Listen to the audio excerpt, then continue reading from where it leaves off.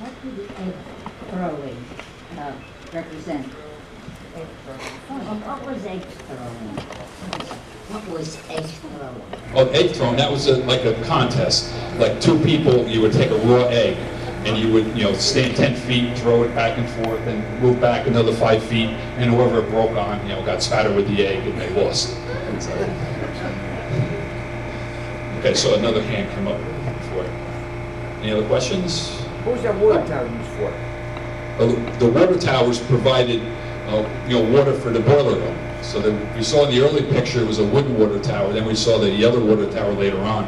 So that was the water supply, for the building, for the processes, so they could get the pressure. They would pump it up into the top of the tower, and that would give it pressure so they could feed its way into the plant. Yes.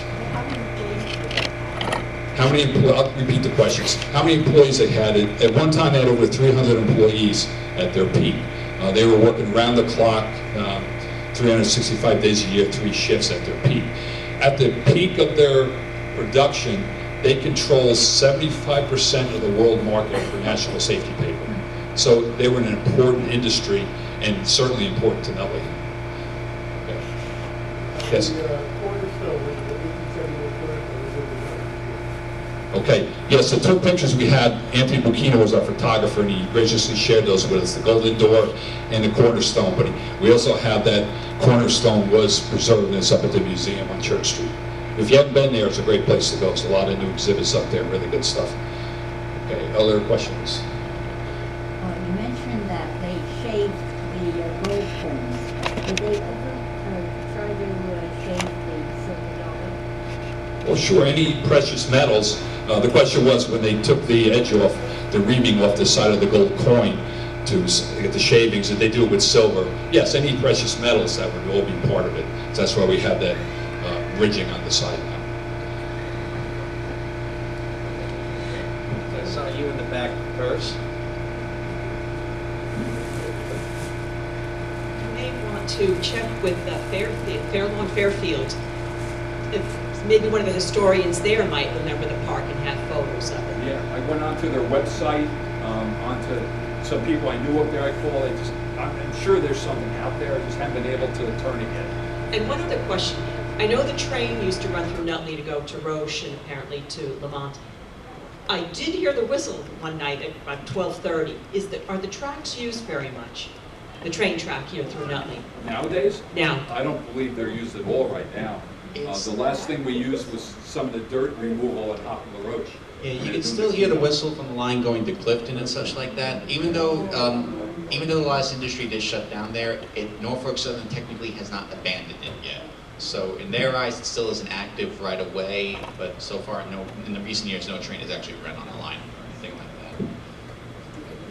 that. Any other questions? You got one. The building at 800 Bloomfield Avenue, that brick building, did that have anything to do with the paper company? No, that was separate. That was Black Prince Distillery. In later years, a Recchio building now, or sort of, and it was the Nichols Hat Factory before that. So Nichols Hat Factory, Black Prince Distillery, then the Nutley Sun, Recchio Complex, and then now Roche owns it now. So that's up for sale too if you want to buy it. There's some great pictures that the Historical Society just put up not too long ago with how the building looked in the beginning when it was first built, gorgeous building. All the brownstone and the carvings and all that. It's a really nice building. I saw a hand in the back.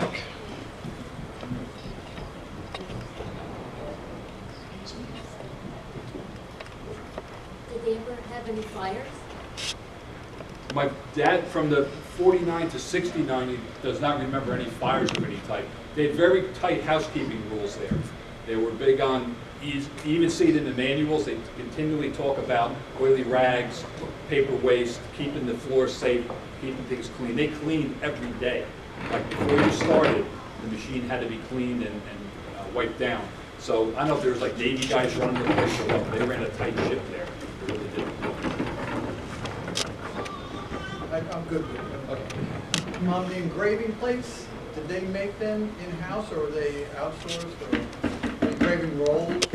I don't know the answer to that, to be honest with you. I know a lot of they had artists working there, designing a lot of their things, so whether they did the templates and then they were sent out to be made, I would think they were made outsourced.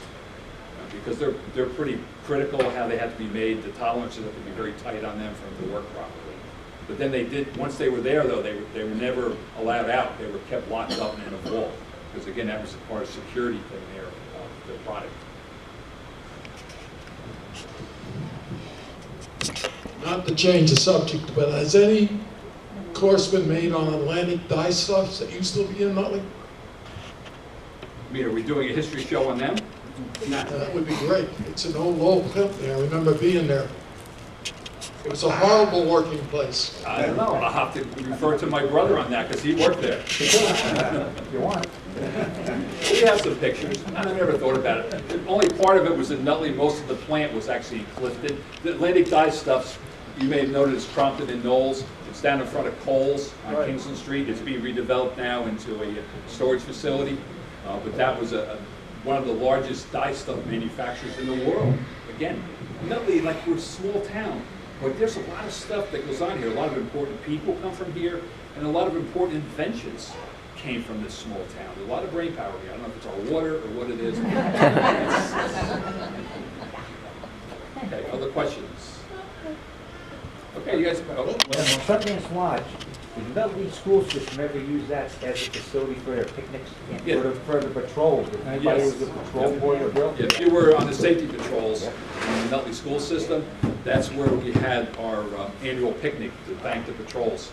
You know, for, I think actually 67, I was there as a safety patrol. I think that was the last year they used the facility. After that, then for some reason it was a breakdown, and they ended up using the parks. I believe that was the last year.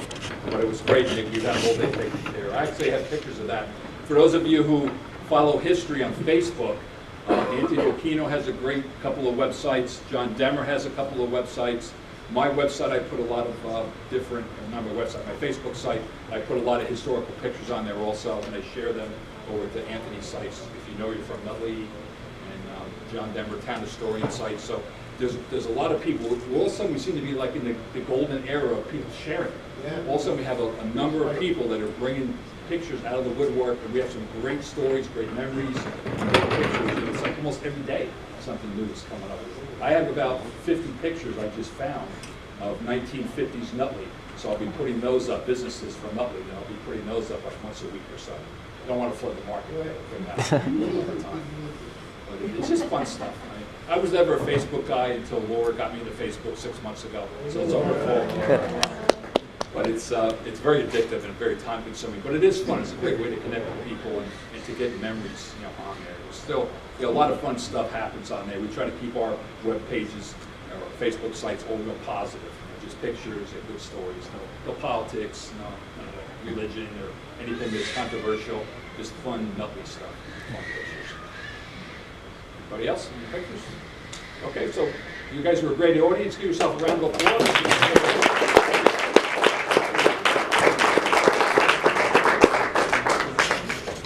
Okay, so there's things up here. We'll stay for questions. The lights on.